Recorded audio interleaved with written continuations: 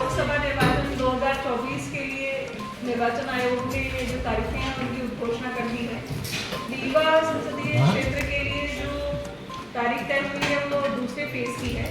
जो टोटल लोकसभा निर्वाचन है वो 7 चरणों में पूरे देश में संपन्न होगा। उसमें रीवा का जो कार्यक्रम आया है वो दूसरे फेज का है। दूसरे फेज में अपनी जो तारीखें रहेंगी वो इस तरीके से रहेंगी, जिसमें गजट नोटिफिकेशन अपने यहाँ का 28 मार्च को रहेगा। नॉमिनेशन फाइल करने की जो आखिरी तारीख है वो 4 अप्रैल रहेगी। स्क्रूटिनी की जो तारीख है वो 6 अप्रैल रहेगी और नाम वापसी की जो आखिरी तारीख है वो 8 अप्रैल रहेगी। अपने यहाँ दूसरे फेज की जो वोटिंग है वो 26 अप्रैल को होगी और काउंटिंग सभी के लिए 4 जून को होगी।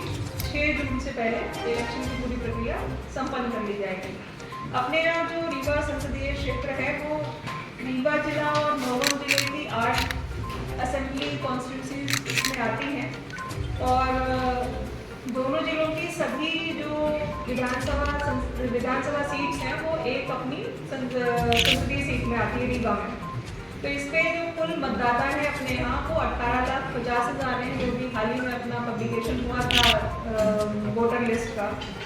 इसमें इस बार जो 18 से 19 वर्ष के नए मतदाता हैं वो अपने यहाँ 50,000 नए मतदाताओं के नाम इस लिस्ट में जोड़े गए हैं। इस बार जो पहले हम लोग 80 वर्ष से ऊपर के मतदाताओं को सीनियर सिटीजन मानते थे और जिनके लिए घर पर मतदान की व्यवस्था की गई थी, इस बार उस आयु सीमा को थोड़ा बढ़ाया गया है और उसको 85 वर्ष किया गया है। अपने यहाँ जो 85 वर्ष के मतदाता हैं वो पूरे जिले में 15,635 हैं और जो दिव्यांग मतदाता हैं वो अपने यहाँ 13,453 हैं। ये डेटा इसलिए इम्पॉर्टेंट है कि ये प्रयास किया गया है कि जो अपनी मतदाता सूची है उसमें हर वर्ग के हर आयु के लोगों का बराबर प्रतिनिधित्व रहे। जिन्होंने कि 18 वर्ष से ऊपर की अपनी आयु पूरी कर ली है वो मतदाता सूची में रहे और अपना जो मतदान का अधिकार है उसका प्रयोग कर सकते हैं।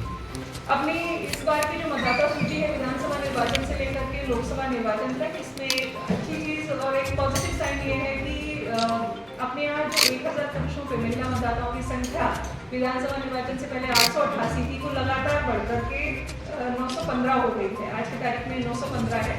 तो प्रति 1000 मतदाताओं पर अपने यहाँ लगभग 27 महिलाएं इस दौरान उन्होंने नए प्रति 1000 पुरुषों पर उन्होंने नए नाम जुड़वाए हैं, जो कि बहुत अच्छा साइन है। अपने यहाँ जो ईपी रेशियो है, ईपी रेशियो बेसिकली हमारे टोटल पॉपुलेशन में हमारे कितने मतदाता हैं इस संख्या को बताता है, जो अपने यहाँ 65% है और जो स्टेट एवरेज से अच्छा है। अपने जो टोटल मतदान केंद्र हैं पूरे 8 विधानसभाओं के मिलाकर के जहाँ पर लोकसभा निर्वाचन के मतदान की प्रक्रिया संपन्न होगी वो 2000 से अधिक हैं। इसमें जो अर्बन एरिया में हमारे मतदान केंद्र हैं वो 328 हैं और ग्रामीण क्षेत्र में जो मतदान केंद्र हैं वो लगभग 1686 हैं। मतदान की प्रक्रिया को लेकर के जो तैयारियां हैं, जो कि हाल ही में हम लोगों ने विधानसभा निर्वाचन संपन्न कराए हैं, तो अपने यहाँ जो बेसिक तैयारियां हैं उनमें सभी नोडल अधिकारियों की नियुक्ति हो चुकी है। सभी की एक राउंड की ट्रेनिंग हो गई है, जिसमें सभी को ये आइडिया है कि किस प्रकार के निर्देश निर्वाचन आयोग ने दिए हैं, किस तरीके के दायित्वों का संपादन उनको इस अवधि के दौरान जो चुनाव के अवधि है इसमें करना है। इसके अतिरिक्त अपने यहाँ सेक्टर ऑफिसर्स की जो नियुक्ति होती है वो नियुक्ति भी की जा सकती है। सेक्टर ऑफिसर्स की ट्रेनिंग हो गई है। सेक्टर ऑफिसर्स ने अपने अपने सेक्टर्स का विजिट कर लिया है। सेक्टर ऑफिसर्स चुनाव की पूरी प्रक्रिया में बहुत इंपॉर्टेंट, बहुत ही महत्वपूर्ण अंग रहते हैं, क्योंकि वो चुनाव के बहुत पहले दिन से इस पूरी प्रक्रिया में जुड़ते हैं और मतदान केंद्रों की अवसंरचना की जो व्यवस्थाएं हैं वो देखने से लेकर के मतदान के दिवस में टीम्स के पहुंचने की, ईवीएम्स के पहुंचने की, ईवीएम्स के रिप्लेसमेंट की, ईवीएम्स की व्यवस्था की, लॉ एंड ऑर्डर की, हर प्रकार की छोटी से बड़ी जो मतदान केंद्र हमारा यूनिट है उसकी सभी व्यवस्थाएं हमारे सेक्टर मजिस्ट्रेट पर निर्भर करती है। इसीलिए उनके कई राउंड के जो ओरिएंटेशन है, कई राउंड के प्रशिक्षण हम लोग रखते हैं। उनके 2 राउंड के प्रशिक्षण हो चुके हैं और जो नॉर्म्स हैं एक वल्नरेबिलिटी मैपिंग के, वो भी उन्होंने अपने 1 राउंड के कंप्लीट कर दिए हैं। जिले में ईवीएम की उपलब्धता, जितने भी हमारे मतदान केंद्र हैं, जितनी कंट्रोल यूनिट, बैलेट यूनिट और वीवीपैट हमको लगने हैं, उतने जिले में पर्याप्त उसकी उपलब्धता है और उनकी एक्यूरेसी जो फर्स्ट लेवल चेक होता है, जिसमें हम ये देखते हैं कि मशीनें हमारी पूरी प्रकार से काम कर रही हैं, ये काम भी अपने यहाँ संपन्न हो चुका है।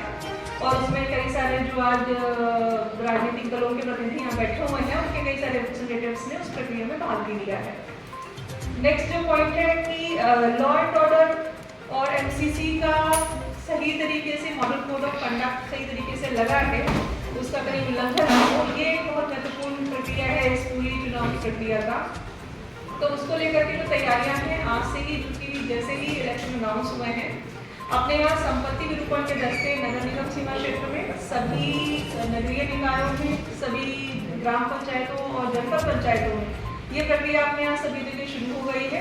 सभी एसडीएम्स और तहसीलदारों को ये ताकीद किया गया है कि जैसे निर्देश है 24 घंटे और 48 घंटे की संपत्ति विरूपण के, वो सभी कार्रवाई तय समय सीमा में सभी लोग पूरा करें। इसके अलावा जो रेस्ट हाउसेस को लेकर के, सर्किट हाउस को लेकर के निर्देश हैं निर्वाचन आयोग के, उनके संबंध में भी निर्देश जारी किए जा चुके हैं।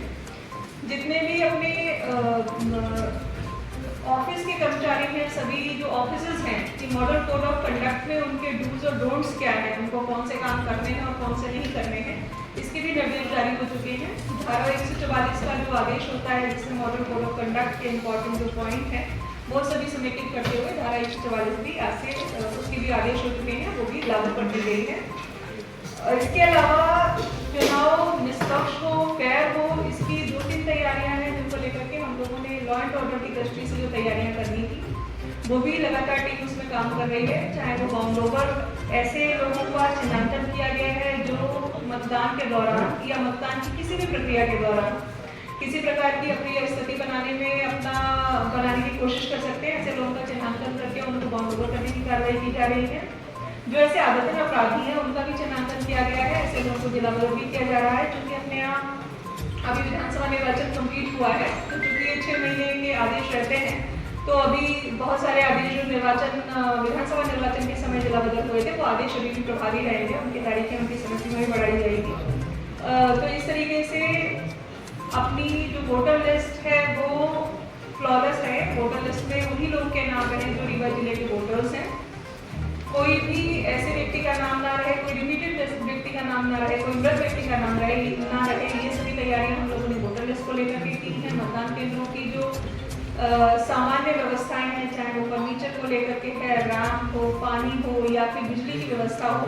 कुछ मतदान केंद्र अपने यहाँ ऐसे हैं जिसमें हम लोग जिस समय चुनाव होता है उसी समय बिजली की व्यवस्था करते हैं। बाकी 90% से ज़्यादा मतदान केंद्र अपने ऐसे हैं जिनमें बिजली की व्यवस्था नियमित रूप से रहती है।